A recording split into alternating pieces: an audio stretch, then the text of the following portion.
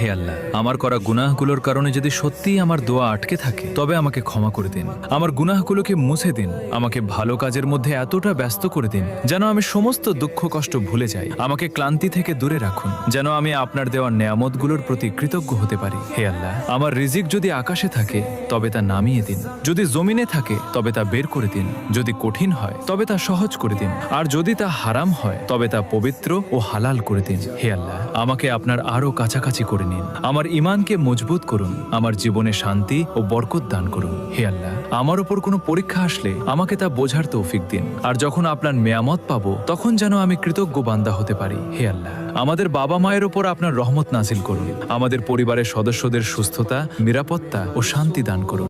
হে আল্লাহ, আমার করা গুনাহগুলোর কারণে যদি সত্যিই আমার দোয়া আটকে থাকে তবে আমাকে ক্ষমা করে দিন। আমার গুনাহগুলোকে মুছে দিন। আমাকে ভালো কাজের মধ্যে এতটা ব্যস্ত করে দিন যেন আমি সমস্ত দুঃখ কষ্ট ভুলে যাই। আমাকে ক্লান্তি থেকে দূরে রাখুন যেন আমি আপনার দেওয়া নেয়ামতগুলোর প্রতি কৃতজ্ঞ হতে পারি। হে আল্লাহ, আমার রিজিক যদি আকাশে থাকে তবে তা নামিয়ে দিন, যদি জমিনে থাকে তবে তা বের করে দিন, যদি কঠিন হয় তবে তা সহজ করে দিন, আর যদি তা হারাম হয় তবে তা পবিত্র ও হালাল করে দিন। হে আল্লাহ, আমাকে আপনার আরো কাছাকাছি করে নিন। আমার ঈমানকে মজবুত করুন। আমার জীবনে শান্তি ও বরকত দান করুন। হে আল্লাহ, আমার উপর কোনো পরীক্ষা আসলে আমাকে তা বোঝার তৌফিক দিন, আর যখন আপনার নেয়ামত পাবো তখন যেন আমি কৃতজ্ঞ বান্দা হতে পারি। হে আল্লাহ, আমাদের বাবা মায়ের উপর আপনার রহমত নাজিল করুন। আমাদের পরিবারের সদস্যদের সুস্থতা, নিরাপত্তা ও শান্তি দান করুন।